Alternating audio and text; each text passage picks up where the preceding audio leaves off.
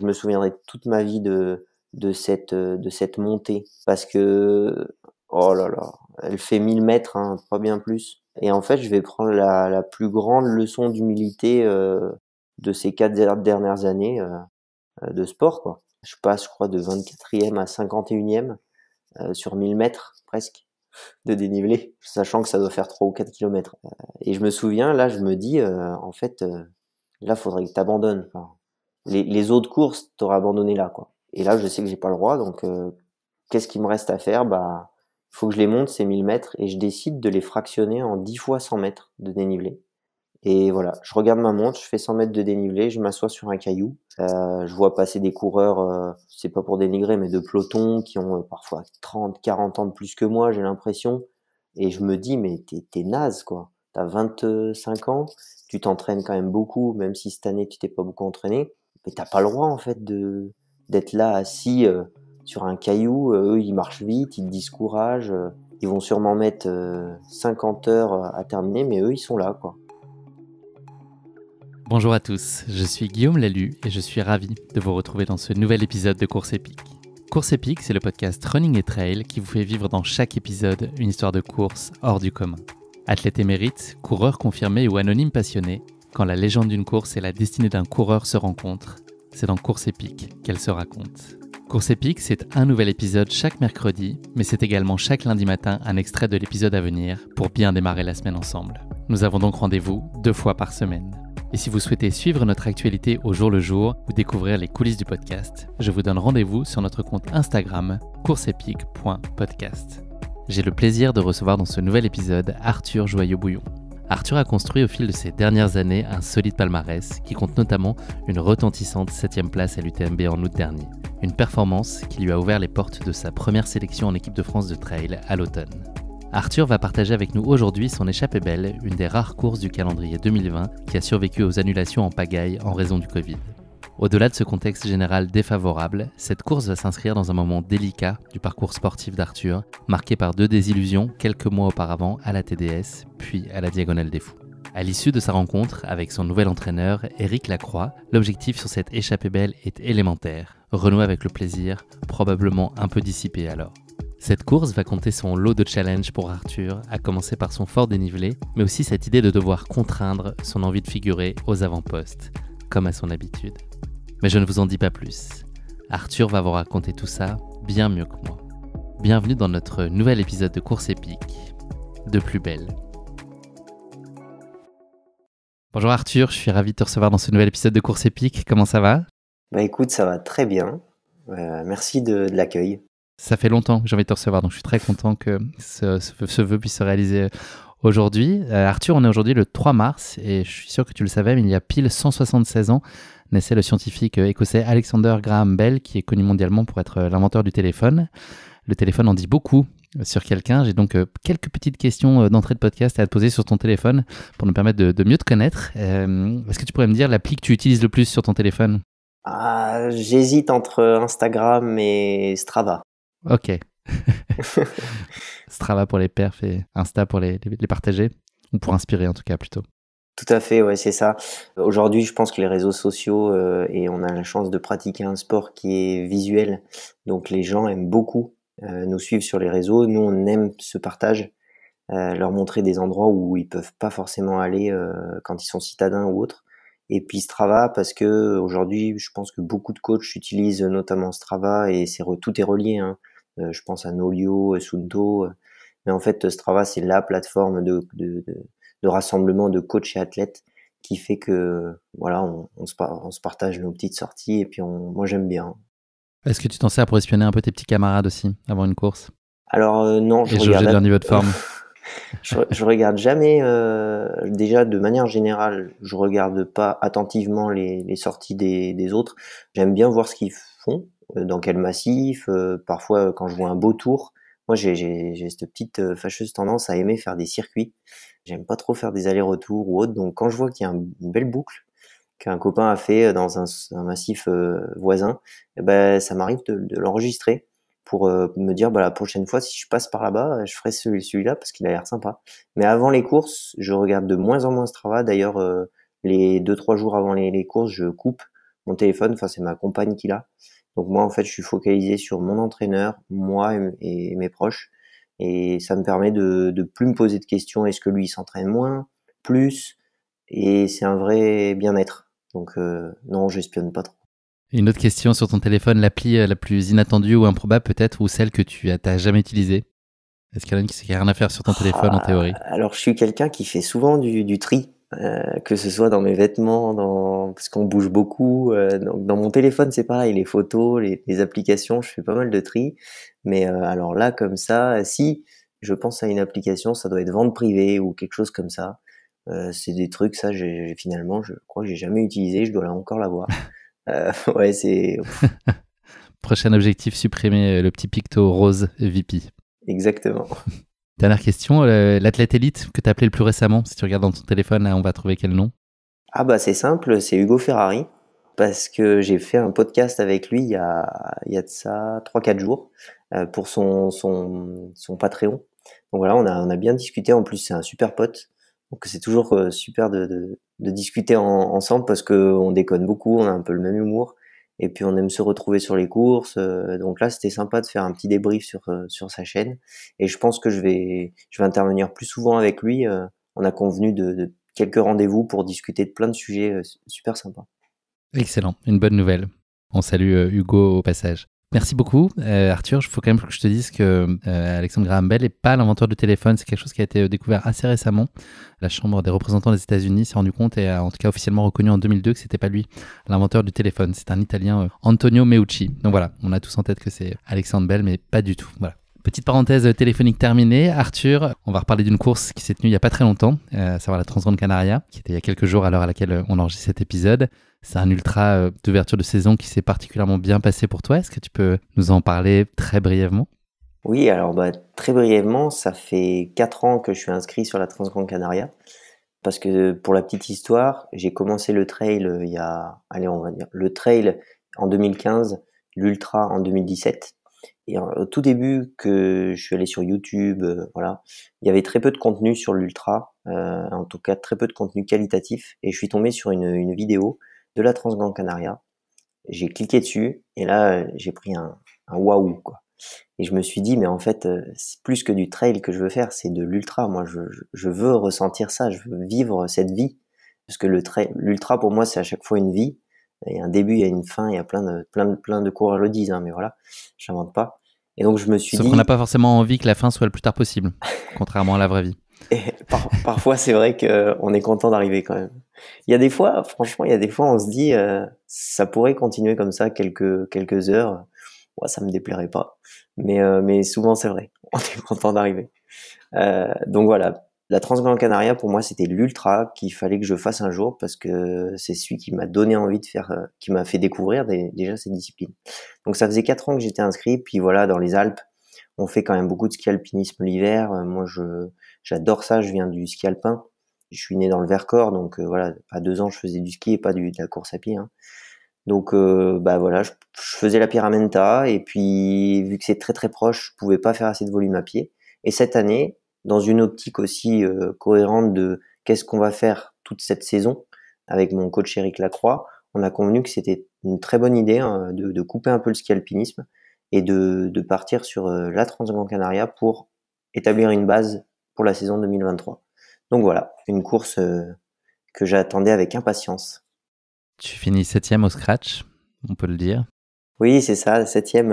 Alors, je m'étais pas forcément mis, déjà, je m'étais pas mis d'objectif de place et je m'en mets de moins en moins parce que les niveaux évoluent tellement, il y a tellement d'élites qui vont sur telle ou telle course et parfois qui squeeze une autre course que moi, c'est vraiment un objectif de temps, souvent.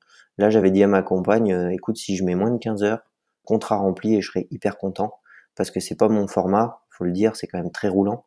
Moi, je suis quelqu'un qui fait beaucoup de dénivelé à l'année et peu de portions roulantes. J'aime pas forcément ça. Donc là, c'était un petit défi aussi perso et j'ai pas été déçu. C'est quand même très roulant. Sur les 20 premiers, les 20 derniers, hein, ça part à allure 3,20, j'ai regardé sur Strava. Et on termine à 4,30 à peu près. Donc 7e, très content. J'avais jamais passé autant de temps en montagne avec le même coureur. Faut le dire aussi, j'ai vécu une expérience sportive pense, inoubliable pour le coup avec Jonas Russi, avec qui on se suit sur chaque ultra. On fait 7 et 8, 6 et 7, on est tout le temps, hein. Et là, on a passé 14 heures ensemble, donc on est devenus potes, on peut le dire. Et sans le vouloir, 14 heures sur hein. 14h53, c'est pas mal, ouais, effectivement. Exactement, il y a qu'à la fin où voilà, il a lâché. Et on n'a pas dit tiens, on fait la course ensemble, ça s'est fait comme ça.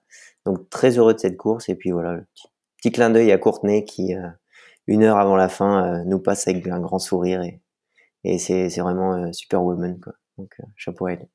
C'est l'occasion de rectifier pour moi une petite bêtise que j'ai dite. En fait, c'est elle qui est 7e au scratch et toi, tu es 7e masculin. Voilà. Et Exactement. donc en 14h53, et la course a été gagnée par Andrew Simon, encore une fois.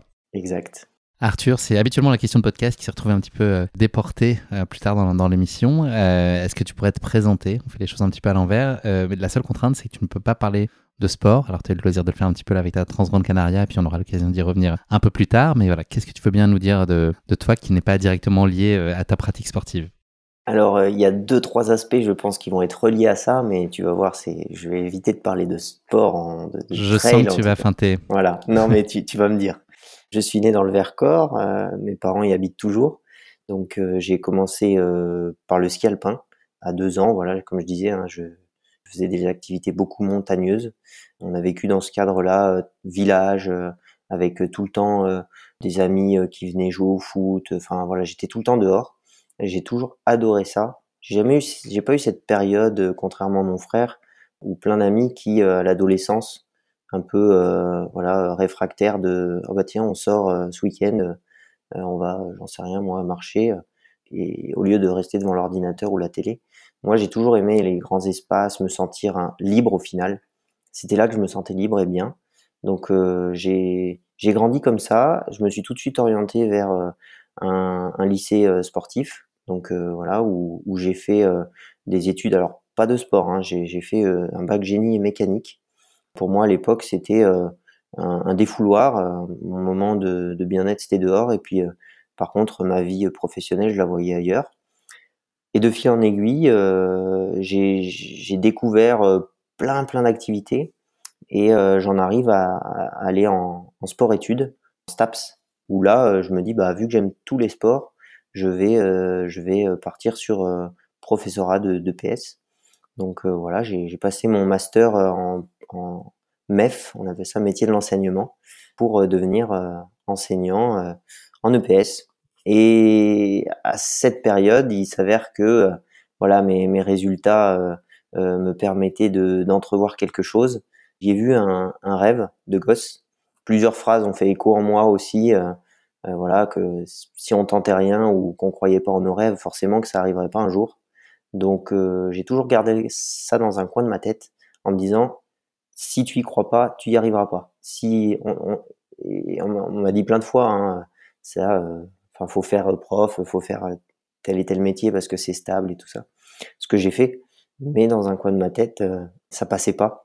Et aujourd'hui, Et j'en donc, suis c'était là. quoi ton rêve de gosse? C'était d'être athlète de haut niveau? Est-ce que tu avais déjà une discipline en tête ou est-ce que c'était plutôt de l'idée de pratiquer le sport dans les hautes Alors, sphères? alors non, étant jeune, je peux pas dire que je rêvais d'être sportif de haut niveau, footballeur professionnel ou ce genre de choses. Non, pas du tout. Ça, c'est vraiment venu plus tard, année lycée, où en fait, bah, c'est vrai que à l'époque, je faisais sport-études natation, faut le dire. C'est pas vraiment du trail. Mais voilà, fallait choisir entre ski et natation en STAPS, et ça coûtait moins cher de faire de la natation. Donc, je me suis mis en sport-études natation, ce qui m'a appris beaucoup sur le mental, hein. Compter les carreaux de Compter les carreaux au piscine. fond de la piscine. Voilà, exactement. Non, c'est venu plus tard quand j'ai vu que dès que je me mettais à la course à pied en montagne, j'avais quand même un fort potentiel par rapport à mon volume d'entraînement qui était assez faible en course à pied. Et là, je me suis dit, ben, en fait, ça, c'est ton rêve, ce serait de pouvoir, que ce soit ton métier, en fait, de courir et que ce soit ton métier. Et ta clé d'entrée, ça a été donc plutôt de te dire, voilà là où je suis performant et où je prends plutôt du plaisir. Donc c'est là qu'il faut que j'appuie. Ça aurait pu être une autre discipline. Si tu avais été performant en équitation, en escrime, ça aurait pu aussi être une direction que tu aies pu prendre. Ah bah, clairement, alors je pense tout de suite au ski alpin, parce que vraiment, étant jeune, j'aurais pu, mes parents m'avaient dit, hein, si on t'avait poussé au club, qu'on avait continué, les entraîneurs étaient prêts à t'envoyer en équipe de France ou ce genre de choses. Je pense qu'en ski alpin, j'ai de base un meilleur niveau, et en ski alpinisme aussi, hein, que en trail. Globalement, hein, par rapport au volume aujourd'hui d'entraînement que je produis, je suis encore presque meilleur en ski alpin qu'en trail. Donc ça aurait très bien pu être le ski alpin, mais je regrette vraiment rien parce que la discipline de l'ultra, j'écoute plein de podcasts, je me renseigne beaucoup et de mois en mois, d'année en année, je me rends encore plus compte qu'on fait la plus belle discipline qui existe. C'est pas pour être péjoratif avec les autres, c'est incroyable. Et ça, tu l'as quand même mesuré très tôt, même si c'est affirmé au gré de ton expérience et de tes performances. Qu'est-ce que tu as pressenti en tout cas de différent dans le trail? Et ben alors là, je différencierais le trail court du trail long. Moi, c'est vraiment, je me suis porté sur l'ultra, même si je performais beaucoup plus sur des formats 50-80 jusqu'à il y a 2-3 ans. Je veux vraiment aller sur de l'ultra parce que c'est cette discipline-là que je trouve incroyable. J'ai tout de suite été attiré par la pluralité de notions dans l'ultra. Il n'y a pas que la notion de performance physique, il y a la performance mentale, il y a la performance énergétique. En fait, c'est une palette de couleurs, il faut savoir tout gérer pour être le meilleur possible. Là, je dis pas le meilleur par rapport aux autres, je parle d'avoir son propre potentiel et de l'exploiter à 100%. Et ça m'a vraiment passionné parce que via STAPS, le sport-études, j'ai développé comme une passion pour la nutrition, la diététique, comment fonctionne notre corps au niveau énergétique. Et j'ai retrouvé beaucoup de choses dans l'ultra que je développe encore aujourd'hui. Hein. L'aspect mental, nutritionnel, c'est encore, je pense, le début. Donc c'est surtout ça. Il n'y a pas forcément d'opposition à faire et l'idéal c'est quand même de réconcilier les deux, mais est-ce que s'il y avait un arbitrage entre plaisir et performance, en tout cas quand tu as démarré, c'était quoi ton driver et ton moteur principal? C'était de t'amuser ou c'était plutôt de pousser le plus loin possible et au regard des capacités que tu pressentais, d'essayer d'aller voir jusqu'où ça pouvait te mener? Alors c'est super intéressant comme question parce que je pense, et j'en ai fait les frais, qu'on peut très vite s'éloigner de ce pourquoi on est venu. Sans le vouloir, parce que je m'explique. Moi, j'ai commencé avec vraiment la notion de plaisir, mais alors plaisir 100%. En performance, je suis pas de base un gros compétiteur. Je suis très compétiteur et dur face à moi-même. Ça, je suis très très dur avec moi-même. Mais par rapport à la compétition, j'ai vraiment, si j'estime avoir donné ce que je pouvais donner, je suis content. Et celui qui me double, je l'applaudis, mais fois 10 quoi. Mais par contre, j'ai très vite vu que bah voilà, je me débrouillais bien. Sur 65 kilomètres, j'arrivais à gagner des trails et que c'était ce que j'aimais faire. Où je me suis dit après, bah si tu te réinscris à un 65 ou 70, c'est là où t'es performant. Ah, faut que tu gagnes quoi, parce que tu peux le faire. Mais en fait, là, on commence déjà à plus penser en premier au plaisir. C'est-à-dire qu'on peut très bien s'inscrire sur une course qui, sur le papier et sur le parcours, nous dit pas trop. Mais voilà, elle est bien placée dans le calendrier, donc à la limite, j'aurais pu faire un marathon, quoi. Et c'est là où j'ai eu de la chance de rencontrer mon nouveau coach, parce que moi, sur les ultras, ça se passait de moins en moins bien. En fait, parce que j'attendais un résultat. J'attendais quelque chose et j'avais perdu cette notion de plaisir du profil, plaisir d'être en montagne, de lever les yeux. Ah ouais, en fait, je suis là parce que j'aime faire ça. J'aime courir. Le résultat, c'est l'aboutissement de plein de choses. Mais déjà, d'être là à l'instant T, moi, c'est ce qu'il me fallait. Donc, il a réussi à me redonner cette notion de plaisir. Et je pense que si on prend du plaisir, on performe au niveau où on doit performer. Je suis très aligné avec ta vision, c'est intéressant. C'est la discussion qu'on avait eue avec Nicolas Martin aussi. Si tu as l'occasion de jeter une oreille à l'épisode, à l'échange qu'on a pu avoir ensemble, il lit vraiment les deux. Effectivement, que miser sur la performance, on peut aussi se fatiguer, s'épuiser et puis mal vivre les années qui passent. Et puis la chute de performance qui est un peu mécanique et liée à ça. Arthur, je te propose qu'on revienne rapidement sur une autre de tes courses, un peu plus lointaine, mais pas tant que ça. C'est l'UTMB 2022, sur lequel tu t'es particulièrement illustré là aussi avec une brillante 7e place cette fois. Je t'avais croisé d'ailleurs dans la descente après Grand Col Ferré, j'étais avec Nicolas de Distance Plus. Bref, est-ce que selon toi, tu ressens qu'il y a eu un avant et un après UTMB, toi, sur ton propre regard sur la prise de conscience et de confiance de tes capacités, mais aussi peut-être un regard plus global qui a pu porter le milieu et pourquoi pas un public même un peu plus large. Est-ce que l'UTMB, c'est forcément quelque chose à part en termes de portée? Bah oui, alors clairement l'UTMB, ça fait quand même depuis 2018 que j'y vais chaque année sur des formats de courses différentes. Parce que voilà, je trouve qu'il y a quelque chose à Chamonix. Moi, je dis toujours que quand je vais à Chamonix, c'est à chaque fois un peu plus dur d'y repartir. Parce que voilà, on se sent chez nous en tant Parce que qu'il y a plus de bouchons pour s'en aller, c'est ça? ça aussi, ouais, c'est vrai. Surtout si on prend le tunnel du Mont Blanc. Non, en vrai, j'ai l'impression qu'on est une grande famille là-bas, que tout le monde a le sourire parce que tout le monde aime faire de l'activité en montagne. Donc j'adore y aller. Et il faut dire ce qui est l'UTMB aujourd'hui, ça permet à notre sport de se développer. Voilà, on passe les débats, hein. Là, je parle uniquement de notre sport. Je pense qu'il a une portée médiatique. C'est le seul événement qui a été diffusé sur l'équipe. Donc on voit toute la portée de l'événement. Et je pense que ça permet à chaque athlète, si on sait gérer enfin, la pression médiatique, plein de choses, hein.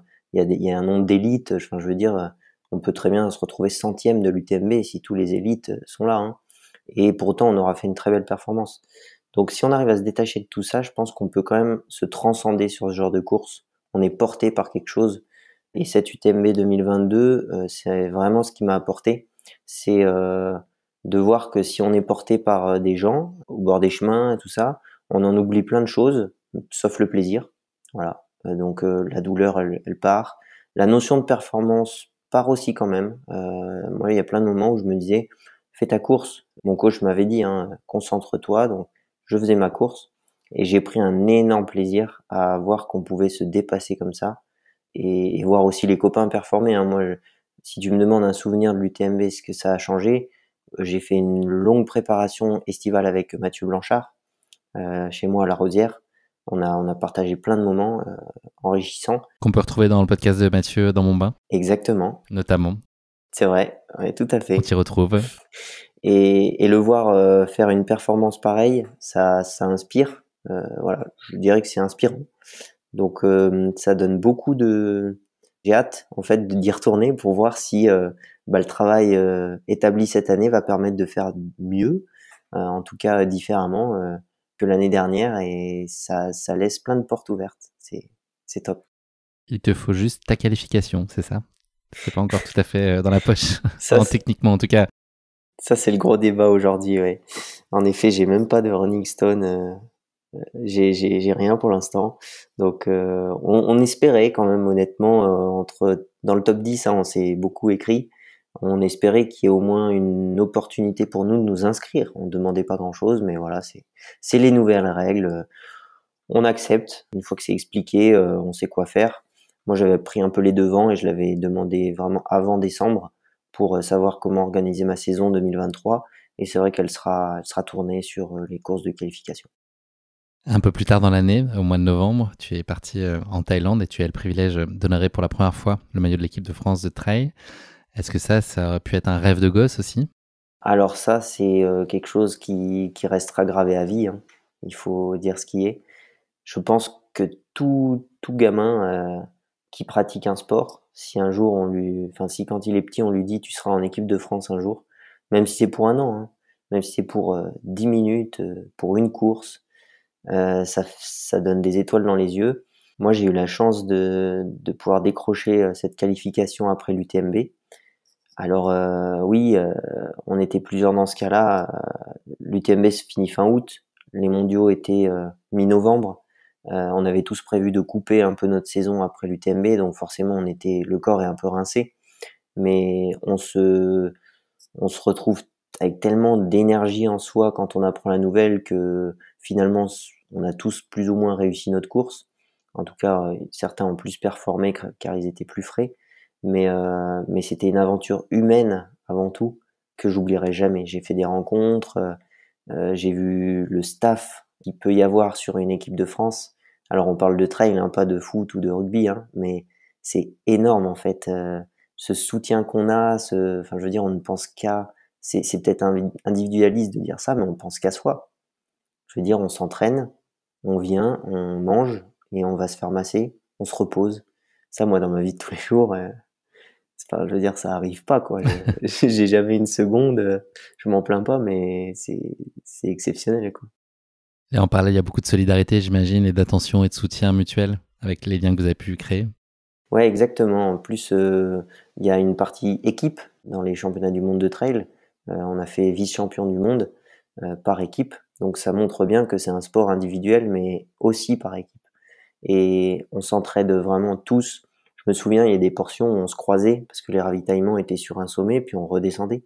Et on était enfin tous les 40 premiers kilomètres. Je me souviens, j'étais juste derrière Paul Matou, Thibaut Garivier, et quand on se croisait, c'était chaque fois eux, ils avaient un super mot pour moi parce qu'ils savaient que j'étais quand même cramé de ma saison. Et rien que ça, hein, ça change. Enfin, je veux dire, ça change une course, quoi. Les copains qui sont devant, bah, ils jouent leur place aussi, quoi. Et non, c'est vas-y à fond, accroche-toi, un tel il est juste devant, c'est trop bien. On parle de cette course là qui a été extrêmement plaisante pour toi, bien qu'elle ait été difficile et que finalement elle tombe à un moment de la saison où tu n'étais pas en pleine possession de tes moyens. De manière générale, c'est quoi pour toi les critères qui font qu'une course elle est réussie? Donc vraiment les critères au sens très large, c'est quoi qui te permet de se dire que voilà qu'elle valait le coup d'être vécue?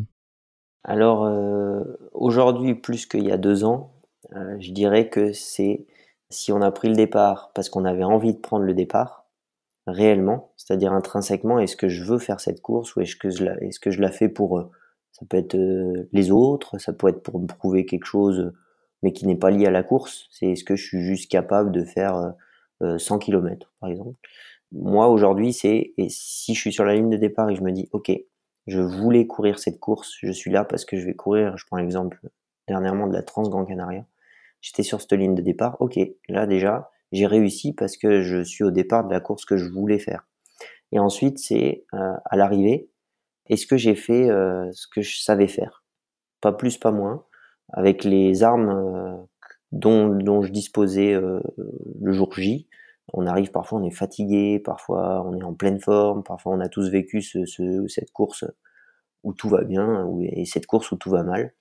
Est-ce que je suis arrivé à la fin de cette aventure? Donc j'ai passé la ligne d'arrivée et une fois que j'ai passé la ligne d'arrivée, je me pose toujours la question, OK, est-ce que tu as fait ce que tu savais faire aujourd'hui?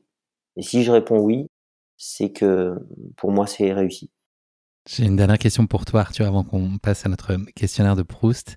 Tu es aujourd'hui gendarme et militaire affecté au peloton d'autoroute de Sainte-Marie de Queen Fréjus, c'est ça? C'est Si je dis pas ça. de bêtises. Ça veut dire concrètement des semaines avec des horaires qui sont très difficiles à anticiper, des astreintes. Voilà, ça soulève évidemment plein de questions sur l'équilibre entre ta vie professionnelle, ta vie personnelle et puis tes ambitions sportives. Est-ce que tu as aujourd'hui réussi à trouver un équilibre qui t'accomplisse ou est-ce qu'il y a des irritants encore ou des frustrations? Alors non, je vais être transparent, c'est plutôt très dur. Je me plains pas parce qu'on fait le choix d'être sportif de haut niveau ou non. Voilà, on vit une double vie, plus ou moins. Donc après, si on se plaint trop, faut qu'on arrête soit soit l'un, soit l'autre, mais on a ce choix.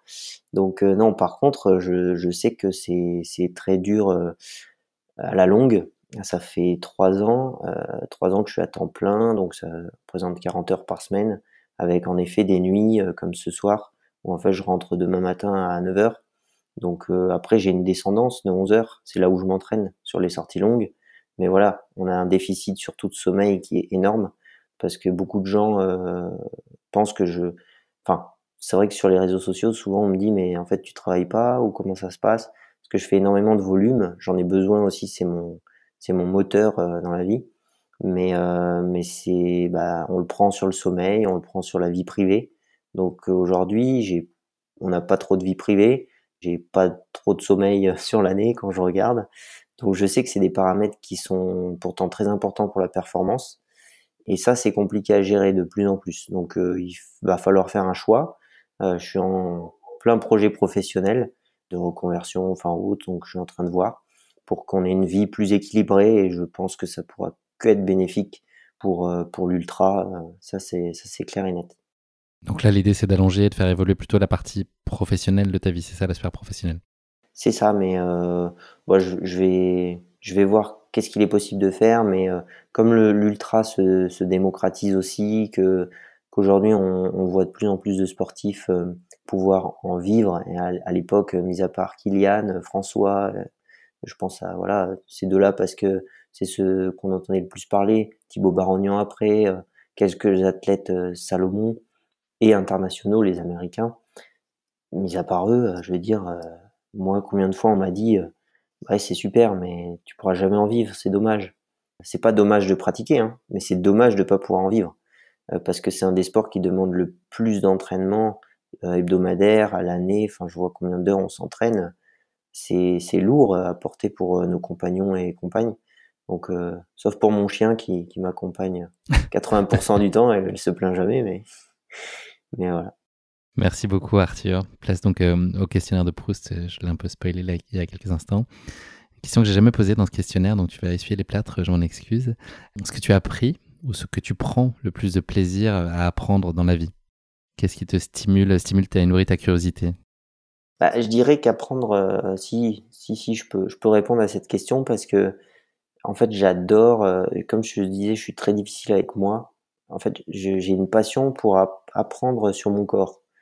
J'aime apprendre de mon corps, apprendre sur le corps humain, ce qu'il est capable de faire et en fait, le mettre dans des situations pour lequel en fait le corps humain est fait et d'aller exploiter ces situations. C'est-à-dire pour ça que je fais de l'ultra.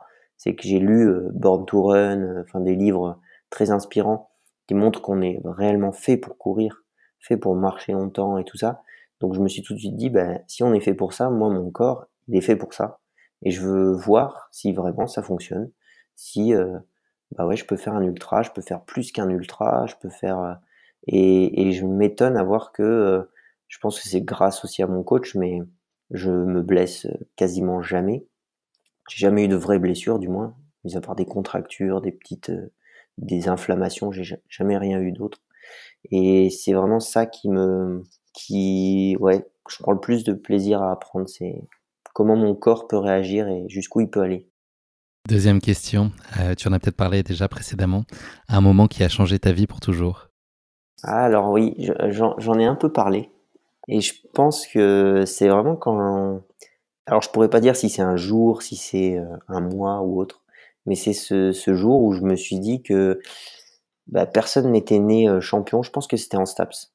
Honnêtement, je pense que c'était au lycée quand j'ai commencé à apprendre la physio, l'anatomie, le corps humain et je me suis dit: «Mais en fait, personne n'est né champion». Alors oui, on a une part d'inné et il y a une part d'acquis, mais la part d'inné est tellement faible et ça donne juste un petit coup de pouce à celui qui va se dire: «Ah bah, en fait, ouais, il est bon, sur un vélo» parce que, bah, il y a cette petite part d'inné, et ben, en fait, il va continuer sur du vélo.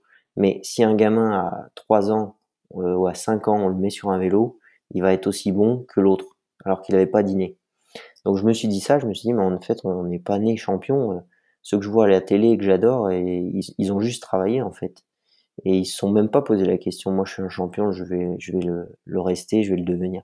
C'est: «Je vais travailler et on va voir où ça va arriver, mais j'aurai pas de regrets». Et je me suis dit, en fait, ça, jusqu'à je me le dis encore aujourd'hui, hein, c'est, ouais, alors faut être très discipliné, ça c'est sûr, mais le travail payera toujours et je reste optimiste là-dessus. C'est qu'il y a des hauts, des bas, mais plus on bosse, plus il y a de chances d'y arriver. Donc c'est vraiment, ce moment, je pense, qui a changé ma vie parce qu'on a beau me dire après quoi que ce soit, j'étais persuadé que, au fond de moi, quand il pleut, qu'il fait un temps exécrable, si j'y vais, déjà je reviens toujours avec une banane pas possible. Plus les conditions sont terribles, plus je suis heureux d'y être allé. Mais je me dis, eh ben là, toi tu y es allé, peut-être que d'autres y sont pas allés, et c'est ça qui va faire de toi le futur toi en fait. Très beau. Dernière question pour toi, Arthur. L'émotion que tu gères le moins bien? Ah, encore aujourd'hui. Si on me le dit, Moins simple pour toi à ouais, si gérer? on me le dit souvent. D'ailleurs, c'est mon coach et ma chérie qui me le disent souvent. Suite au retour que je fais d'ultra, ou c'est surtout sur les courses, je dirais que c'est la peur de décevoir. La peur de décevoir, mais pas de me décevoir, de décevoir les autres. parce qu'aujourd'hui, comme je disais, moi, me décevoir, je pense que je pourrais plus vraiment me décevoir si je prends le départ d'une course, parce que je sais que mentalement, je vais au bout, sauf si j'ai une grosse blessure, sauf si je suis incapable d'avancer, je sais que je terminerai la course.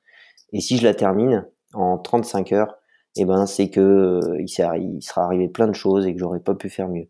Par contre, décevoir les autres, ça, c'est encore quelque chose, une émotion qui vient de temps en temps sur les moments de faiblesse, où je vois que je me fais doubler ou que ça va pas. Il y a un problème, moi je l'accepte, mais ceux qui sont à l'extérieur, ils vont voir le chrono défiler et ils se dire, bah non, s'il est pas là, ouais, il avait prévu de mettre 15 heures, il va en mettre 20. Et ça, moi, je me dis toujours, eux, ils sont là, ils sont derrière leur téléphone, ils attendent que moi je fasse quelque chose de bien. Et je sais qu'ils me le disent, hein, on sait que tu donnes le meilleur de toi-même, mais moi j'ai peur de les décevoir, parce que je sais qu'ils mettent beaucoup d'énergie à me suivre, surtout ma chérie qui est là tout le temps, à chaque course. Et voilà, c'est Et con, ton mais chien qui est là aussi 80% du temps. exactement. Alors elle, j'ai pas trop peur de la décevoir parce que en fait, si je m'arrête, je la vois, elle s'amuse dans la neige, à l'entraînement, ça c'est pas un problème. Mais non, c'est plus ce sentiment d'être un peu redevable, de bien faire, quoi. Voilà, mon coach, j'ai envie de lui rendre l'appareil et ça, faut que je travaille sur moi parce que c'est pas forcément, faut être un peu individualiste, penser qu'à soi quand on court pour être dans cette bulle. Et peut-être se dire aussi qu'eux ont la même grille d'appréciation que toi, qui est de se dire que si tu as fait le mieux possible ce jour-là avec tes armes, c'est en soi, tu as accompli ta mission, quoi. Et que tu sois 7e ou 13e, finalement, c'est peut-être pas là le sujet qui peut être fier de toi de la même façon. J'avais Exact. Stéphane Diagana l'autre jour avec qui j'ai changé, qui disait parfois, moi j'ai eu des 3e places qui ont été, ou des 4e places qui ont été exceptionnellement fortes et des réussites pour moi, et puis des premières places ou des 2e places qui ont été des illusions, quoi, qui étaient parce que c'était pas la façon dont il imaginait réussir ce jour-là, ou qu'il n'est pas satisfait de ce qu'il a livré, quand bien même le résultat était là, quoi. Non, exactement. Mais je trouve que c'est délicat parce que il y a que nous qui sommes dans notre propre tête avec nos émotions et parfois nous on a beau être hyper heureux d'une place, il faut arriver à faire transparaître cette émotion, ceux qu'on aime, enfin même le public ou autre. Et c'est vrai que pour ça, bah, le bon résultat, je veux dire, il n'y a pas besoin de l'exprimer, ça se voit tout de suite. On arrive, on avait dit qu'on voulait faire moins de 15 heures, on fait moins de 15 heures, ils savent c'est ouvert, quoi. Donc parfois, voilà, c'est plus, on aimerait que les gens puissent rentrer dans notre tête et puis se dire, ah oui, en fait, il est super content et bah, on est super content pour lui et tout va bien, quoi. Merci Arthur. On va maintenant parler de ta course épique qui va nous intéresser aujourd'hui, ton échappée belle 2020. Je vais en planter le décor très brièvement. Donc cette course, elle a été créée en 2013. Elle a lieu chaque année au mois d'août dans les Alpes. Il y a 4 formats qui sont proposés, le 21, le 62, le 84 et le 144 km qui est l'épreuve Rennes. L'intégrale, c'est une traversée technique et exigeante de part en part du massif sauvage de Belledonne. Ce magnifique tracé donc de 144 km, je l'ai dit, et 11 100 mètres de D+, un beau petit morceau. Tu confirmeras, je pense, fait évoluer ses coureurs de sommet en sommet sur des sentiers techniques allant de 250 mètres à 2950 mètres d'altitude et offrant une vue imprenable sur les sommets enneigés. Le départ de la course est donné à Visil, en Isère. Elle sillonne ensuite des cols emblématiques tels que la Croix de Belledonne ou le col de Morton avant d'atteindre Aiguebelle en Savoie. L'échappée belle offre à ses participants l'opportunité de découvrir ou de redécouvrir une trentaine de lacs d'altitude, des forêts, des crêtes panoramiques, des pierriers, des glaciers et pour les plus chanceux d'apercevoir chamois au bouquetin. Je ne sais pas si tu en avais aperçu lors de ton édition, oui? Oui, j'ai eu d'autres choses, on verra après aussi. Tu vas nous raconter tout ça. Voilà, l'échappée belle, donc c'est 90% de monotrace sur des sentiers escarpés, 15 cols et 40 km à plus de 2000 mètres d'altitude qui doivent être franchis avant d'arriver au terme de cette aventure. Le record de la traversée est détenu par un certain François Den en 23h55 et les derniers finishers franchissent habituellement la ligne en un peu moins de 56 heures. Voilà, comme on le dit souvent de cette course, ici on sème avec courage et persévérance et on récolte de l'émerveillement. Et je pense que tu en as récolté pas mal. Tu vas nous raconter tout ça voilà, très, très prochainement. On touche au but. Mais avant ça, Arthur, c'est le moment qui fâche. C'est la question qui pique. Je pense que tu connais le podcast, donc tu vois à peu près de quoi il s'agit et à quelle sauce tu vas être mangé. Je l'ai dit, l'échappée belle plante son décor dans le massif de Belledonne. Et une Belledonne, c'est ce qu'on peut souhaiter de mieux à un joueur de poker. Je vais donc te poser 3 questions sur ce jeu de cartes bien connu, sous la forme d'un vrai-faux. Est-ce que tu connais, est-ce que tu sais un peu jouer au poker ou pas du tout? Alors j'ai joué au poker dans le sud pendant mes vacances d'été, mais je pense que ça se compte sur le doigt d'une main. Alors, on va voir si j'ai des souvenirs ou pas. Parfait.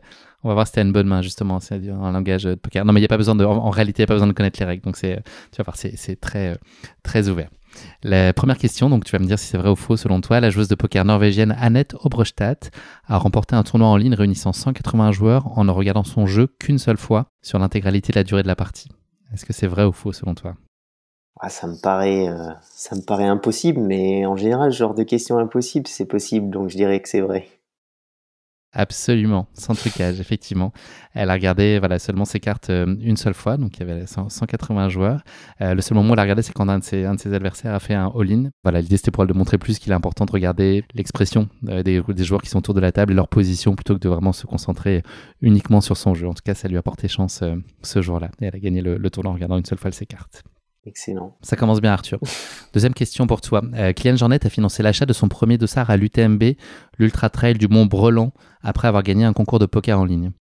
Bon, ça, je pense que c'est pas vrai, mais dans tous les cas, j'aurais dit que Salomon déjà était sur l'affaire Kylian et qu'il l'avait possiblement un peu aidé parce que j'ai lu tous ses bouquins et je sais qu'il performait déjà très très fort sur les formats plus courts comme Sierzinal ou autre avant, donc je dirais faux. Ouais, c'est faux. Mais bon, c'était pour le petit jeu de mots du Mont Brelan. Voilà, ça fait toujours plaisir. Bravo, 2 sur 2. Dernière question, pas facile, tu vas voir. La partie la plus longue de poker a duré 8 ans. Ah punaise, il me semble avoir lu quelque part et je crois que c'était faramineux. Mais alors, est-ce que c'est 8, 6 allez, pour le côté ultra trail, je dirais que c'est vrai. Et tu as raison, bravo. C'était dans un sous-sol de théâtre. L'inscription, c'était 1 000 $. Et donc voilà, les joueurs ont joué pendant 8 ans. Ça paraît invraisemblable, mais il y a une fiche Wikipédia qui explique tout ça. Et ça a été joué en continu. Donc la partie 24 heures sur 24, 7 jours sur 7, entre 1881 et 1889. Et on estime qu'il y a 10 millions de dollars qui ont tourné en tout pendant toute cette partie-là, qui ont circulé pendant cette partie. Et voilà, ça s'appelle la Birdcage, le nom de cette partie, si vous voulez en savoir plus. Bravo, on peut dire que tu es un as de la question qui pique quand même, Arthur. Je sais pas, mais en tout cas, chapeau mentalement à ces joueurs. Hein. Je pense que ils sont prêts pour faire toute. Je pense qu'ils avaient des bons ravitaux, à mon avis. C'était dans un petit saloon, il y avait ce qu'il faut pour tenir le choc. Arthur, je vais te laisser carte blanche maintenant, puisque c'est le moment pour toi de partager ta course épique. Pour remettre en contexte, parce qu'on a un peu tendance à oublier cette période, mais je l'ai mentionné, la course a pris corps en 2020, qui était une période délicate en raison du Covid. Est-ce que tu peux nous parler du contexte qui était aussi assez particulier pour toi, et notamment ce premier semestre 2020? Exactement. Donc, pour revenir sur le contexte, c'était en 2019 que je crois que le Covid, ou tout début 2020, hein, que le Covid s'est déclenché. Mars 2020, premier confinement. Mars 2020, ouais. Exactement. Et en fait, depuis le 19 décembre 2019, j'étais en école de sous-officier de gendarmerie pour ma formation, justement. Parce qu'avant, j'étais à temps plein à La Rosière, à une station à 1900 mètres d'altitude, où j'étais saisonnier. Donc, je pouvais m'entraîner vraiment comme je voulais en haute altitude. Voilà, je me retrouve en école de sous-officier à Dijon, où on me dit très clairement, les entraînements, vous oubliez, le sport de haut niveau, vous oubliez. Bon, je demande juste si je pourrais courir un petit peu. On me dit oui, avant le petit déjeuner, le lever qui est à 5h15. Donc, par contre, faut trouver quelqu'un pour vous entraîner. Donc moi, forcément, je suis un peu débité parce que dans ma compagnie de 100 élèves, je suis le seul qui court et personne n'est prêt à se lever à 4h du matin pour aller s'entraîner. Bon, ça m'avait mis un petit coup au moral et je savais qu'il me fallait un petit objectif quand je rentrais à la maison pour m'entraîner ou autre parce que sinon j'allais vraiment tout perdre. Donc voilà, je regardais les courses, je m'étais inscrit sur plusieurs courses qui une à une s'annulent à cause du Covid. Donc période un peu dure et je vois que l'échappée belle se maintient. Donc je me dis c'est l'occasion en fait parce que toutes les autres années je prévoyais de faire une course de l'UTMB. Finalement c'est un mal pour un bien on va dire même si c'était quand même une période très dure pour tous les sportifs et toute la population en général. Je me dis voilà c'est l'occasion, je vais faire l'échappée belle. L'année où finalement je vais faire le moins de dénivelé de kilomètres d'entraînement de tout ce qu'on veut, je vais faire la course réputée comme la plus dure en France. Donc sacré challenge. Et il s'avère que donc de décembre jusqu'à juin, je vais m'entraîner. Alors, faut pas qu'ils écoutent, mais je m'entraînais. On va biper Ouais, ton message. exactement. J'avais pas le droit, mais j'allais m'entraîner tous les matins de 4h à 5h sur la piste en terre battue qui était à côté de mes logements en caserne, avec la frontale. Quand je voyais passer la garde, la patrouille de garde, j'éteignais la frontale, je me suis pris un petit bosquet. Donc j'essayais d'être à ce niveau-là quand la voiture passait, quoi. Opération camouflage. Non, tout à fait, ouais. Pour pas qu'il passe le mot, on a vu quelqu'un qui trouve, quoi. Donc j'ai fait ça. Il lâchait pas les Doberman dans ces cas-là? Ouais. Enfin après c'est plus on écrit, ils font attention à qu'on soit bien dans notre chambre. Donc je voulais pas ça. J'ai réussi à le faire et donc voilà. Je pars en juillet pour aussi un défi, comme il y avait plus de courses, de défi d'aller-retour au Mont Blanc avec mon ancien coach. On voulait établir un record depuis chez nous. Voilà, pendant ma période de vacances, je fais ça pour m'entraîner aussi pour l'échappée belle, pour me donner un peu de force et de motivation, me dire en fait je suis encore bon pour faire de l'ultra. Mais contexte très dur, ouais, parce que j'avais pris 8 kilos pendant ces 8 mois d'école, à plus trop faire de sport, hein. C'était à coup de 40 minutes, 50 minutes par matin, et puis on mange hyper mal. J'avais plus de sommeil, je dormais 4 heures par nuit. Donc voilà. Aujourd'hui, je regrette pas parce que ça m'a forgé un mental peut-être plus fort, mais c'était pas marrant. Donc voilà pour le Et contexte. peut-être pas forcément idéal, peut-être au regard aussi des ultras que tu avais couru en 2019, qui était en l'occurrence la TDS et puis la Diag, sur laquelle c'est pas bien passé. Donc tu avais aussi un déficit de confiance peut-être lié à ces dernières expériences en course. Exactement. Donc c'était aussi quand j'ai fait ce défi d'aller-retour au Mont Blanc, c'était avec mon ancien coach. J'avais déjà changé. On est restés très amis, hein, mais je veux dire, j'avais eu besoin de trouver quelqu'un qui allait me permettre de retrouver confiance en moi, de plus être sur cette notion d'entraînement via des modèles athlétiques, voilà, qui sont basés sur la vitesse, sur la VO2 max, sur plein de choses, mais plus sur des ressentis d'effort, sur reprendre plaisir. Le plaisir vient et donne la performance, toutes ces choses-là. Donc voilà, je suis parti avec Eric Lacroix et ça a été la première course et le premier ultra qu'on a fait ensemble, où il m'a dit c'est simple, je veux juste que tu retrouves plaisir à courir l'ultra et après on travaillera. Donc là, ce que je veux, c'est que tu termines la course et on débriefe après. Toi, c'est un discours que tu es en capacité de recevoir à ce moment-là. Est-ce que tu penses qu'il faut qu'il y ait un reboot et que tu remettes tout ça à plat et retrouver ce goût et ce plaisir-là, c'est une nécessité absolue, ou est-ce que c'est un peu contraint que tu te dis qu'il va falloir que tu revoies un peu peut-être ta façon d'apprendre tes courses, où d'habitude tu pars plutôt à bon train et tu es aux avant-postes, etc. Là, de peut-être de pas te cramer. Est-ce que c'est quelque chose que tu acceptes parce que pour toi, c'est clair que ça peut pas être autrement? Bah, sur le moment, je l'accepte totalement parce que en fait, il me met face à moi-même et il me fait comprendre que j'ai transformé une pratique qui me passionnait, être en montagne parce que ça me fait du bien, parce que voilà, je regarde pas le temps de course, je regarde pas tout ça, je prends plaisir, à une pratique, on a appelé ça une pratique autodestructrice, c'est-à-dire que je me donne à fond sur mes entraînements, je fais tout à fond, je pars sur un ultra avec pas assez d'entraînement, mais j'y vais à fond. Parce que il faut que je sorte cette rage qui était en moi à l'époque, parce qu'on me privait, en fait, j'avais l'impression qu'on me privait de faire ce que j'aimais et je demandais rien à personne, juste pouvoir m'entraîner et que ça on me l'enlevait. Donc il y en a, ils vont dans la nourriture, ils deviennent boulimiques ou autres. Ben moi c'était boulimique de sport à intensité, quoi. Et je gérais plus du tout mes courses comme il fallait. Donc là, le discours qu'il a eu, je me suis tout de suite dit, c'est un scientifique qui me parle et c'est lui dont j'avais besoin. Donc je vais l'écouter et puis on va voir ce qui se passe par la suite.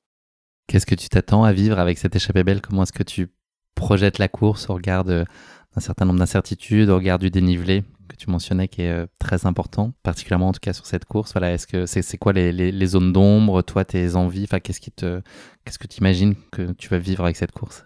Alors la première chose, je me souviens que je me suis dit, c'est j'ai bien fait de m'inscrire sur l'échappée belle parce que c'est une course de cœur. Je suis né dans le Vercors, mais j'ai fait énormément de randonnées en Beldon. On a fait, je pourrais pas dire un nombre de refuges dans lesquels on a dormi avec mes parents en Beldon. Donc je connaissais quasiment tout le parcours, juste sauf la fin que je connaissais pas. Donc hyper heureux et excité comme un enfant de me dire, en fait, je vais repasser par des sentiers que j'ai empruntés où j'avais 11, 12, 13, 14 ans. Et ça, pour le coup, j'avais totalement sorti l'aspect performance de ma tête. Et je pense que ça, pour le coup, l'année Covid a permis aussi ça. C'est que on était tellement heureux qu'il y ait une course qui se maintienne que tous, hein, on en parlait, hein, on se dit, mais en fait, là, moi, ce que je veux, c'est finir parce que j'ai pas le droit d'abandonner. Sinon, il y a plus d'autres courses dans la saison. Je vais être trop déçu. Donc, ça a changé aussi les mentalités. Et moi, ça m'a conforté dans l'idée. J'ai bien fait de partir sur cette course. Et ce que je veux, c'est vraiment me redécouvrir. Arthur, on est le vendredi 21 août 2020. Là, tu t'en es pas rendu compte. Il est bientôt 4 heures du matin et le départ va être donné. Est donné d'ailleurs. Tu pars à ton rythme sur les premiers kilomètres de course. Tu arrives à la Croix de Beldon qui est au kilomètre 34, qui est l'occasion de faire un premier état des lieux. Qu'est-ce que ça annonce de ta course, en tout cas, ces toutes premières dizaines de kilomètres de course? Qu'est-ce qu'elle te laisse supposer de ce qui t'attend et de ton état de forme? Ah bah franchement, je le savais un peu dès le début, mais je me sens lourd, je me sens, voilà, ça, c'est pas fluide. Donc je me dis tout de suite, bon, il va vraiment falloir prendre ton rythme, faire les choses comme elles viennent, mais surtout pas te focaliser sur les autres, sur quoi que ce soit, parce que sinon c'est foutu, quoi.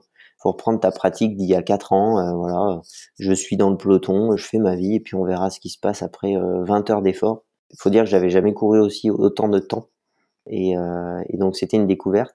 Donc voilà, je croise, faut savoir que la Croix de Beldon, il y a une portion, en gros, c'est une petite demi-heure où on monte à la croix, au pic de Beldon, et on revient par le même itinéraire. Donc on voit les coureurs qui sont 25-30 minutes devant. Donc en fait, je retrouve les gars avec qui normalement je suis, c'est-à-dire Cédric Chavet qui gagne l'épreuve, Hugo Ferrari et son frère, où ils me disent bon courage, quoi. Donc bon, petit coup au moral, mais voilà, je sais que je retrouve des sentiers que je connaissais il y a longtemps. Mon père était monté à un refuge, j'allais le voir. Donc je positive quand même assez bien, pas de blessures. Le parcours est fabuleux. Donc bon, T'as un copain qui est avec toi aussi, que tu retrouves à peu près, un peu après le 35e? ouais, un petit peu après quand même, hein. Ça, on va voir, mais Ouais. ça va être long, hein. Donc non, à ce moment-là, je suis avec des coureurs qui voient le trail comme moi je dois le voir. C'est-à-dire je me souviens, on passe devant un lac qui commence à faire super chaud. Bon allez, on se prend un kiff, on saute dans le lac, quoi, tout habillé, parce que voilà, on n'est plus trop sur la notion de performance et de temps, mais de plaisir. Donc ça m'a fait beaucoup de bien. Et non, Il y c'est en a un pas. qui propose un barbecue, tu lui as dit ok, on reste une petite heure, j'ai de la mayonnaise, c'est parti. Ouais, si je digérais correctement un peu tout, j'aurais pas dit non, mais là, c'était me tirer une balle dans le pied, quoi. Donc non, jusqu'au 65e kilomètre, là où on a le droit justement au pacer, j'arrive à faire ma vie et finalement au niveau du classement, je m'en rends pas compte, mais je suis quand même encore dans les 20, je crois que je suis 21e ou 22e ou 65e, là où il y a le plus de casse. Donc jusque-là, franchement, plutôt étonné de la façon dont je fais ma course avec le peu de volume que j'avais. Là, tu es avec ton copain Sébastien Chéniaud que tu avais retrouvé un peu plus tôt, qui te dit que lui, justement, il va être de ceux qui lâchent à ce juge de paix quel kilomètre 65 où habituellement un certain nombre de coureurs drop. Et puis finalement, il repart. Et toi aussi. C'est ça. Alors moi, j'écoute vraiment pas ces discours-là. Enfin, je les entends, mais je les prends pas pour moi parce que je sais que j'ai pas le droit en fait d'arrêter. Donc qu'on me dise ah c'est dur, moi là je suis cramé, je vais peut-être arrêter. Je veux pas l'entendre parce que moi j'ai juste pas le droit, quoi. Je me l'interdis. Donc en effet au 65e, c'est là où la plupart des coureurs élites et les autres aussi, je suppose, retrouvent leur pacer, ce qui permet quand même une grosse aide mentale et pas physique parce qu'il nous pousse pas, mais ça fait oublier quand même plein de choses. Finalement, il repart. Alors je vois, je me souviens Aubin Ferrari qui, je crois qu'il s'était blessé au genou, et il peut pas repartir. Donc là, je repars en plein cagnard et je me souviendrai toute ma vie de cette montée suivante parce que Kilomètre oh 70. là là, elle fait 1000 mètres, hein, pas bien plus. Mais alors plusieurs choses, c'est que je repars tout seul alors que je vois mes potes qui sont deux. enfin, accompagnés de leurs pacers qui discutent et tout. Et en fait, je vais prendre la plus grande leçon d'humilité de ces 4 dernières années de sport, quoi. Je passe, je crois, de 24e à 51e sur 1000 mètres presque de dénivelé, sachant que ça doit faire 3 ou 4 kilomètres. Hein. Et je me souviens, là, je me dis, en fait, là, faudrait que t'abandonnes. Enfin, les autres courses, t'aurais abandonné là, quoi. Et là, je sais que j'ai pas le droit, donc qu'est-ce qu'il me reste à faire? Bah, il faut que je les monte, ces 1000 mètres, et je décide de les fractionner en 10 fois 100 mètres de dénivelé. Parce que dans la tête, ça passe plus vite. Et voilà, je regarde ma montre, je fais 100 mètres de dénivelé, je m'assois sur un caillou, j'arrive plus à m'alimenter, enfin voilà, c'est le moment pas bien qu'on a tous connu. Sauf que là, ça dure, je sais plus, faudrait que je regarde, je pense que j'ai dû mettre 3 heures à monter. Je vois passer des coureurs, c'est pas pour dénigrer, mais de peloton qui ont parfois 30, 40 ans de plus que moi, j'ai l'impression. Et je me dis, mais t'es naze, quoi. T'as 25 ans, tu t'entraînes quand même beaucoup, même si cette année tu t'es pas beaucoup entraîné.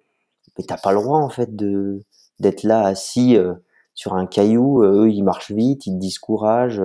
Ils vont sûrement mettre 50 heures à terminer, mais eux, ils sont là, quoi. Donc, ben, il faut le faire. Je monte et je pense que ça a bien duré 3 heures parce que je me souviens m'être dit que après 2 ou 3 heures de pas bien, ça pourrait jamais revenir. Et finalement, j'arrive à ce petit ravitaillement de fortune au sommet des 1000 mètres et je pensais plus pouvoir avancer. Et en fait, en discutant, je me souviens avoir retrouvé 3, 4 coureurs. On dit, bah allez, on repart ensemble parce que là, on est tous quand même bien attaqués. On discute et puis ça y est, ça repart doucement, quoi. Donc j'arrive jusqu'au, je crois que c'est au 80e où je retrouve mon pote. Tant bien que mal, quoi. Là, c'est quand même pas facile, mais j'y arrive. Tu as le plaisir de retrouver ton pacer au Glésin, donc au kilomètre 80. Est-ce que tu peux nous parler de vos retrouvailles et puis surtout les moments qui ont suivi avec un autre sacré morceau et une montée de près de 1500 mètres qui vous attend entre le kilomètre 80 et le kilomètre 86 et puis une nuit, je crois, qui commence à se profiler de façon imminente? Exactement. Alors cette portion, je m'en souviens vraiment comme si c'était hier, parce que comme tu dis, c'est la plus longue montée si je ne m'abuse de la course, 1500 mètres. Ça finit par un passage en col, mais magnifique. Hein. Il y a des bénévoles là-haut qui ont fait déjà bien la bringue, je me souviens. Ouais, non mais c'était exceptionnel, un super moment. Mais je m'en souviens surtout parce que un de mes meilleurs potes me récupère. Bon, c'est pas un super moment pour moi, ça va un peu mieux, mais c'est quand même, franchement, je me demande comment je vais finir. Mais je me pose pas tellement la question. Voilà, je suis juste content de le retrouver. On repart à deux, ça va quand même un peu mieux. Je me souviens, je suivais ses pieds à ce moment-là, parce que la nuit commençait à tomber, donc voilà, je suivais ses pieds, ses pieds. Il mettait le rythme et moi je suivais. En fait, on reprend pas des places, hein, on se maintient à cette même position. Je me souviens pas avoir doublé de coureur, mais au moins on avance. Et il faut savoir que c'est 1500 mètres pour ceux qui ont déjà couru l'échappée belle. C'est un peu là où les photos souvent sont prises de jour pour montrer le parcours. C'est des énormes blocs de rochers blancs, marrons, enfin voilà. Mais c'est énorme, quoi. Je veux dire, c'est impossible de courir à ce moment-là. Donc, elle dure une éternité, cette montée. Et je me souviens, cette nuit-là, il y avait beaucoup d'étoiles. Et c'est là où j'ai commencé donc à avoir des hallucinations.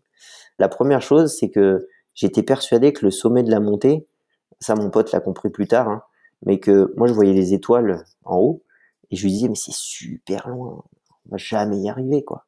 Il disait si c'est pas tant loin que ça et tout. Mais au bout d'un moment en fait quand on était au sommet, moi je lui ai dit ah mais c'est encore super loin. Il a compris que moi les frontales pour moi c'était les étoiles quoi. Euh, donc Effectivement, ça fait un bon petit forcément ouais, dénivelé. on serait jamais arrivé. Bon ça c'était vraiment tout petit hein. Mais je me souviens, il a aussi compris que ça y est, ça partait en cacahuète quand je lui disais mais t'as vu tous les patous qu'il y a, franchement c'est dingue. Moi j'adore les chiens, hein. Donc j'en ai pas peur, mais je lui disais ça. Alors au début il se dit bah moi je les ai pas vus moi. Et en fait bah, c'était tous les rochers blancs qu'on passait vraiment à 2 mètres d'eux. Pour moi c'était un patou super sympa qui me regardait comme ça avec la bouille avec un grand sourire quoi. Donc j'étais tout content. Sauf que non, c'était pas ça. J'étais vraiment claqué. Comme je l'ai dit, ça faisait, je pense là à ce moment-là, depuis la fin de journée, je m'alimentais plus. J'arrivais que à manger des compotes de pommes. Donc voilà, peu de calories. Je pense que ça a joué aussi. Et donc avec la frontale, les gros cailloux blancs étaient des patous. Et plus tard, après le col, on redescendait et c'est très vite une forêt, très beau passage. Et là où on perd les rochers blanc-marron, on passe sur des souches d'arbres coupées. Et en fait là pour moi c'était des singes assis comme ça qui me regardaient sans rien dire, des gros singes. Et je lui Ils dis t'encourageaient ça. pas un petit peu, non? Alors non, de mémoire, ils étaient vraiment stoïques, quoi. Et là, c'est marrant parce que je me souviens de l'avoir dit à mon pote, mais en connaissance de cause, c'est-à-dire je lui ai dit, ah, là, Guillaume, tu sais que je vois des singes, je vois des singes. Je m'approchais de la souche d'arbre coupée là, à 50 centimètres, puis ça redevenait une souche d'arbre parce que je me disais, le cerveau est quand même pas bête. En Beldon, il y a des bouquetins, il y a des chamois, il y a des patous éventuellement, mais pas de singes, quoi. Lui là, il rigolait juste, il répondait pas trop à ce que je disais, mais arrivé au kilomètre, je crois que c'était au centième, si je dis, ouais c'est ça, c'est au À centième super collé, kilomètre, le kilomètre 100. ouais, exactement. Là on a retrouvé ma chérie et je me souviens, il lui a direct dit bon là faut qu'il aille dormir.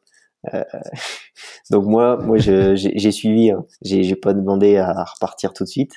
T'as pas eu le choix, surtout c'est ta compagne qui te l'a imposé, tu peux nous le dire? Exactement. Non, elle me connaît quand même mieux que je me connais. Donc j'étais un peu palo. Et là, elle me dit écoute, t'as jamais fait ça, mais il faut que tu dormes. Donc il faut que tu fasses une petite sieste. Tu vas dormir, je te réveillerai. Donc elle me met sur un matelas. C'est bien là-bas, il y a des tentes où on peut dormir sur des lits de camp. Donc je dors 20 minutes, entre 20 et 30 minutes, parce qu'elle sait que moi mes siestes, ça doit pas dépasser 30 minutes. Donc je m'endors tout de suite. Hein. C'est incroyable. Comme une souche. Oh là là, comme une souche. Et là, elle me réveille. Pour moi, c'est impossible que je reparte. Je tremble de partout. On est en pleine nuit dans Beldon à 2000 mètres d'altitude. Enfin, alors je me souviens, il y a un feu de camp. Et elle me dit, bon allez, maintenant, t'es réveillé, il faut repartir. Faut pas se poser la question. Elle a raison. Hein, faut que je reparte. Donc elle me met une petite tape au cul. Paf, allez. Sauf que moi, intelligemment, je prends à droite, puis je vais me mettre au bord du feu, quoi. Comme quelqu'un qui se réveille d'une soirée à 3 heures du matin parce qu'il était complètement mort, bah ouais, il veut être tranquille, quoi. Donc je me cache en fait et je me mets au bord du feu, je me réchauffe, hop, elle me voit. Punaise.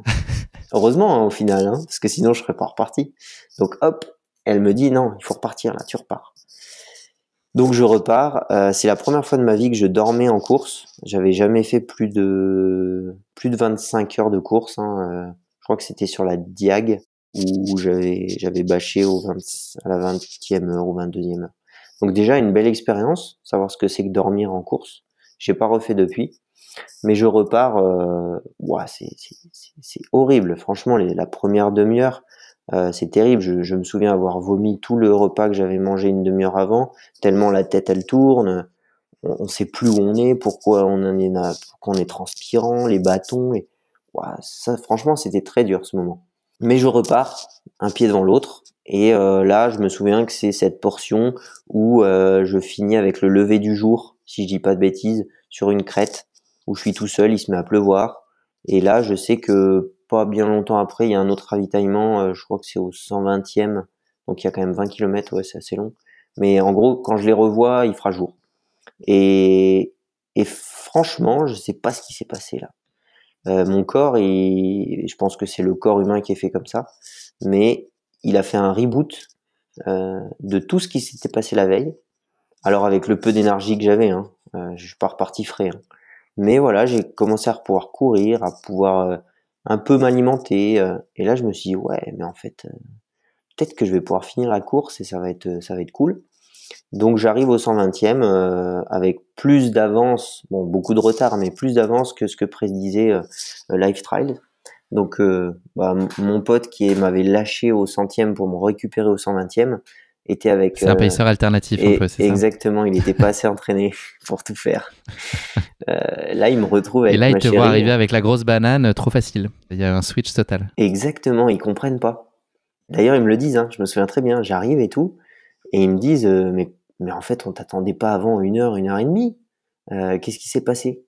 Je leur fais, bah, je sais pas, ça commence à revenir. Est-ce que tu penses que c'est le sommeil et donc c'est plutôt les conditions physiques dans lesquelles tu es qui fait que tu retrouves ce nouvel élan, ou est-ce qu'il y a aussi quelque part joue cette idée de se dire qu'il n'y a pas d'enjeu de place, de position et que tu vas quand même relativement à ta main? Est-ce que cette espèce d'apaisement psychologique qui contribue aussi au fait que la course elle peut aussi prendre une dimension plus légère? Alors, j'ai pas pensé à cette notion de performance, je t'avoue.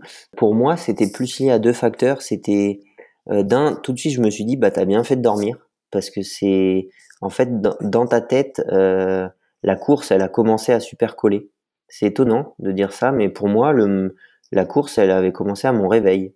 C'était une deuxième course, mais on se sent léger là-dessus. On n'a pas une charge mentale qui a 20, je sais plus, 24 heures, ou elle a, allez, 5 heures, quoi. Donc ça, je pense que ça a joué, parce qu'on peut pas parler de récupération physique en 20 minutes, hein. C'est plus mental. Mais il y a eu ça, et deuxièmement, je pense que c'est là où je dis que tout le monde peut ressentir ça. Le corps humain, il est fait pour faire du très très long et brûler des graisses au final.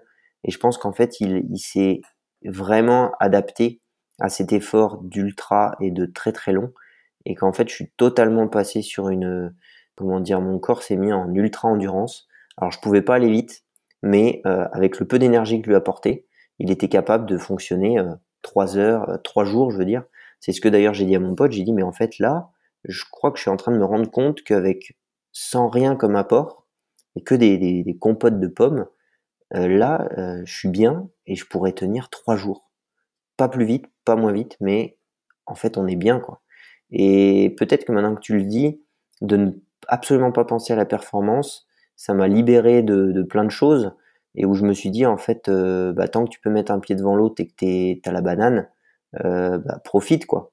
Et donc, quand quelque chose va bien, bah, l'autre va bien, et puis de fil en aiguille, ça, les choses reviennent.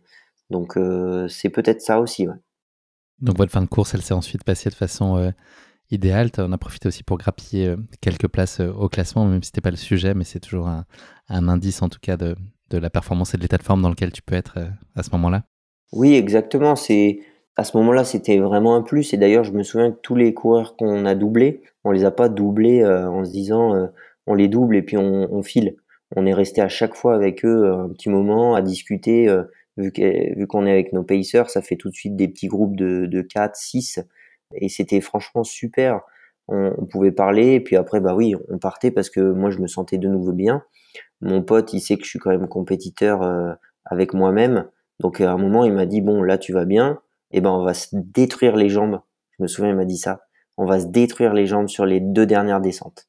Il sait que j'adore descendre. Il m'a dit, là, on va terminer, on va être minable. Donc franchement, merci à lui, parce que je serais jamais allé si vite à la fin. Mais je me souviens, dans les descentes, je serrais les dents. Je serrais les dents avec des crampes, et je me disais, mais jamais j'arriverai au bout là. Et heureusement qu'il était là, parce que tout seul, je serais sûrement pas allé au bout. Mais avec lui, c'est beaucoup mieux passé. Ça apporte quelque chose de rassurant de se savoir pas tout seul, alors qu'il a pas un tire-fesse pour nous tirer. Mais donc voilà, on finit. Je crois qu'on finit 34e, donc on a dû reprendre une 15-20 places sur ces 30 derniers kilomètres. Et je crois que je mets 35 heures, quelque chose comme ça, en pleurant à 35 heures et l'arrivée. 51 minutes exactement. C'est ça. C'est quoi ton sentiment à ce moment-là quand tu franchis la ligne? Est-ce que tu aurais pu courir encore? Tu étais prêt pour tous les 3 jours dont tu me parlais là? Tu aurais pu enchaîner et refaire une boucle? Bah, vu qu'à la fin, il m'a quand même dit, écoute, là, on va terminer avec les jambes mais éclatées. Non, clairement non. Ah ouais, non, non. Mais au rythme, quand je lui ai dit ça, je pense que si je continuais sur mon rythme, j'aurais pu faire beaucoup plus. Après, c'était franchement cool de terminer comme ça, et d'aller chercher le petit. Ouais, à la fin, on est quand même content quand on arrive et qu'on tombe assis par terre. On se dit, bon, là, j'ai quand même donné ce que j'avais à donner. Et puis ouais, je me suis tout de suite dit, bon, il y a un côté de moi qui disait, ouais, bah, 35e, quoi. Bon, avec l'entraînement que tu fais, t'aurais pu faire bien mieux. Mais tout de suite, je me suis dit, attends, il va falloir faire un retour à chaud de qu'est-ce que t'as appris pour la suite. Et pour te dire, encore aujourd'hui, je m'en sers sur chaque course de l'échappée belle. Quand je fais ma petite liste de pourquoi prends part à cette épreuve. Et voilà, j'écris deux, trois petits trucs importants. Et je sais que dans un coin de ma tête, il y a toujours cette échappée belle, quoi. Et c'est en ça que je trouve que c'est intéressant de parler de cette course aujourd'hui, et c'est en ça que je trouve qu'elle est épique, au-delà de la difficulté qu'elle présente et de ce que tu as connu, c'est derrière tout ce qu'elle a permis de construire et ton changement d'état d'esprit, ce que Eric t'a apporté aussi dans la façon d'appréhender les courses autrement et trouver ce nouveau souffle. C'est ça que je trouve aussi extrêmement intéressant, et de voir que c'est un marqueur finalement très structurant et que un bagage que tu traînes avec toi aujourd'hui. Avant qu'on prolonge là-dessus, juste pour resituer, donc la course elle a été remportée par Cédric Chavet, tu nous l'as dit tout à l'heure, en 27 heures. Hugo Ferrari, ton copain, a mis 5 heures, fini 5e en 29 heures. Et puis Juliette Blanchet était la première féminine et 26e au scratch. Elle est arrivée quelques minutes avant toi, 35 heures et 5 minutes. Pour revenir sur les enseignements de cette course-là, de cette échappée belle, concrètement, c'est quoi, s'il y avait quelques principes ou réflexions que aujourd'hui tu t'astreins ou qui naturellement viennent à toi quand tu prépares tes nouvelles courses? Est-ce que tu aurais quelques clés que tu as retenues et qui seraient applicables et sources d'inspiration peut-être pour nos auditeurs? Alors la première chose, c'est que je me suis dit, toutes les futures courses que je vais faire, je veux me dire que le plus important, c'est le plaisir et aller au bout. Si déjà ces 2 critères ils sont là, c'est que j'aurai réussi, et il faut que je m'en persuade parce que c'est ce pourquoi je fais de l'ultra à la base. Je veux dire, on a tous participé à notre premier ultra trail pour terminer, je pense. On s'est pas dit moi je veux le gagner, quitte à tout perdre. Donc ça c'est la première chose, je me suis dit vraiment toutes les futures courses et ultras que je vais faire, il faut que ce soit ça. Alors je dis ça, puis aujourd'hui là j'ai eu un FaceTime avec mon coach, et comme on est quand même je suis difficile avec moi-même et que je veux performer, je veux aller au bout de moi-même. Je lui disais que c'était super, mais là, par exemple, la Transgrande Canaria, je suis pas allé prendre un risque à un moment. Je suis toujours resté dans d'accord, là t'es bien, fais ce que tu sais faire, tac, tac, tac, ça se passe bien. Pense qu'il reste 30 kilomètres, pense qu'il reste 40 kilomètres. N'essaie peut-être pas de tenir celui qui vient de te doubler, parce que là, lui, il prend des risques. Il va peut-être sauter. Ce qui arrive, hein. Le chinois, on l'a vu, hein, il a explosé en vol. Mais du coup, on s'est dit que pour les prochaines courses, vu que j'avais de nouveau acquéri cette notion de plaisir et de terminer les courses avant tout, on veut quand même tenter sur certains objectifs d'aller pousser mon corps jusqu'à ses limites. Et je trouvais ça super intéressant ce que Mathieu disait, Mathieu Blanchard. Il disait que finalement, il connaissait pas ses limites et qu'il voulait les trouver. Donc pour ça, il faut prendre des risques. Faut par exemple au kilomètre 100 sur 140 se dire là peut-être que moi j'irai pas parce que je vais terminer, ou peut-être pas terminer, je vais sauter, mais si je tente pas, je le saurai jamais. Donc je dis ça, puis voilà, parce que peut-être que dans le futur j'annonce pas que je termine toutes mes courses, il y aura peut-être des risques de prix, donc mais quand même. Est-ce que c'est des risques que tu es prêt à prendre sur tes objectifs A, ou ton objectif A de l'année qui est probablement l'UTMB? Est-ce que c'est des risques que tu es prêt à prendre sur ce type de course, ou tu vas plutôt le tester avant sur des objectifs secondaires pour éventuellement valider si ça fonctionne, que c'est une carte à jouer pour faire une espèce de all-in pour le coup sur l'UTMB? Non, voilà, c'est ça, c'est sur l'UTMB, avant tout, c'est l'objectif majeur. Donc qui dit objectif majeur, faut que ça remplisse ce que je disais avant, c'est terminer avant tout, plaisir avant tout, et c'est ça. Si je peux avant, sur d'autres courses, aller trouver ce point de rupture, que je connaisse en fait mes limites actuelles pour les dépasser plus tard, mais actuellement elles sont là, ça pourra que m'aider pour l'UTMB 2023 à savoir justement. On parle de bol vide au départ de la course, et à la fin de la course, il faudrait qu'il déborde. Mais il faut pas qu'il déborde au centième kilomètre, quoi. Faut jauger, faut en boire un petit peu, hop, le niveau redescend, et puis j'aime bien cette idée on gère cette hauteur d'eau, faut pas que ça déborde, quoi. Donc je ne connais pas encore ça, j'ai envie d'apprendre, et c'est vrai que c'est dur de se dire sur une course, maintenant je prends tellement de plaisir à avoir une confiance en moi sur le fait que je vais terminer, sauf s'il y a une blessure. Je veux dire, aujourd'hui, je sais que j'arrive au bout.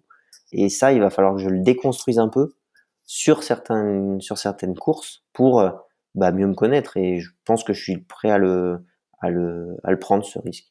Donc, vraiment, ça, c'est la première chose que m'a apporté l'échappée belle, quoi. Pour en finir avec cette échappée belle, l'image que tu retiens, c'est une question classique du podcast. Là, si je te parle d'échappée belle, c'est quoi le première image qui te vient en tête? Je dirais, c'est difficile parce que, ouais, immensité, je dirais. Non, non, je dirais immensité. Vraiment, non, non, ouais, c'est ça, immensité. On est tellement petit, et je dirais la même chose de la Diagonale des Fous. Pour moi, c'est deux courses qui se ressemblent énormément, et pourtant qui sont très différentes, hein. Mais Massif de Belledonne, comme tu l'as dit, on monte à 3000, et en fait, on est tout le temps tout seul. C'est une introspection énorme avec soi-même.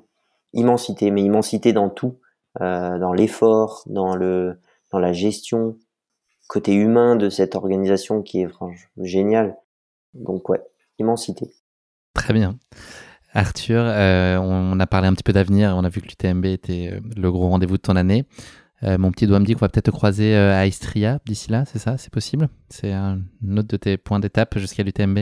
C'est fort possible. Alors c'est fort possible aussi que ce soit le rendez-vous de 95% des élites, de ce que j'ai À la cru quête, comprendre. à la recherche de la Rolling Stone. Exactement. Non, à chaque fois qu'on en parle, c'est ah mais tu vas à Istria toi aussi? Bon bah, on se verra là-bas, hein.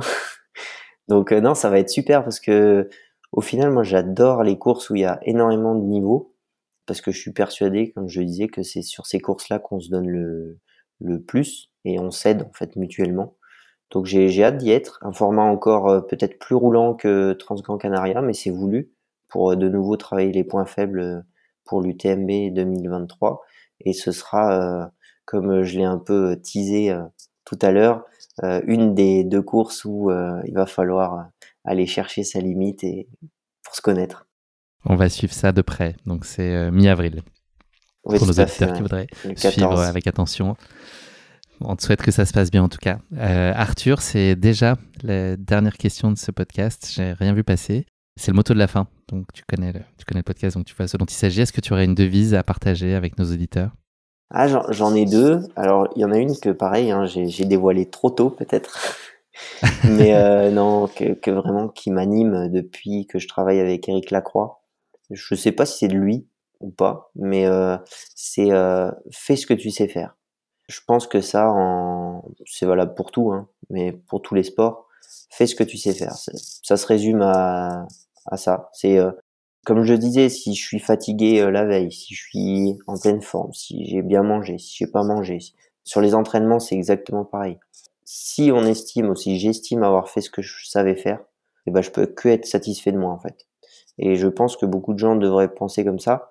C'est que parfois on n'est pas capable, je veux dire, on n'est pas tous dans les mêmes situations au départ d'une course ou d'un entraînement.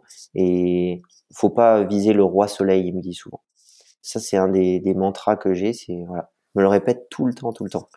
Et le deuxième, rien à voir avec le monde du trail, mais c'est une phrase pareille que ça vient d'une musique. Et c'est une phrase de Yannick Noah. C'est derrière tous les problèmes, il y a toujours une opportunité. Et je trouve que ça va très très bien avec notre pratique de l'ultra. Notamment, on parle beaucoup en ce moment de résilience, d'acceptation. Et je pense que c'est une notion hyper forte dans notre discipline, parce que c'est ce que j'ai appris sur l'échappée belle en fait. La résilience pendant 5-6 heures. Je pense qu'il faut tous qu'on y passe, à se dire que si j'accepte, en fait, il y aura forcément une opportunité plus loin, et ça va revenir, et voilà, plein de choses derrière ça. Donc je me le dis. Le fameux ça va passer. Exactement. Ça va revenir, pardon. Mais tant qu'on l'a pas vécu, honnêtement, hein, moi, il y a des fois, j'y croyais pas, quoi. Ça va passer, on est bien gentil, mais quand ça dure 1 heure, que ça revient, ah ouais, c'est chouette. 2 heures, 3 heures, bon voilà, je jette l'éponge, quoi. Et beaucoup, c'est comme ça, hein. Donc moi, je me dis à ces moments-là, derrière tous les problèmes, il y a toujours une opportunité. C'est quoi l'opportunité? Là, actuellement, j'ai ce problème, je l'accepte. C'est ça qui est dur, c'est de l'accepter. Et une fois qu'on l'a accepté, on regarde plus loin, on ressasse pas les douleurs, j'ai mal là, j'arrive plus à manger, ça fait 3 heures que je mange pas assez. Maintenant, qu'est-ce que je vais pouvoir faire? Quelle opportunité j'ai pour aller de l'avant? Donc voilà, c'est la deuxième phrase. Parfait, deux motos qu'on va garder bien au chaud. Merci beaucoup Arthur, c'est donc la fin de cet épisode déjà. Merci d'avoir partagé avec nous ton échappée belle qui, nous l'aurons compris, a une grande influence et très bénéfique sur la suite de ton parcours sportif, et nul doute que le meilleur est encore à venir. En tout cas, je te le souhaite.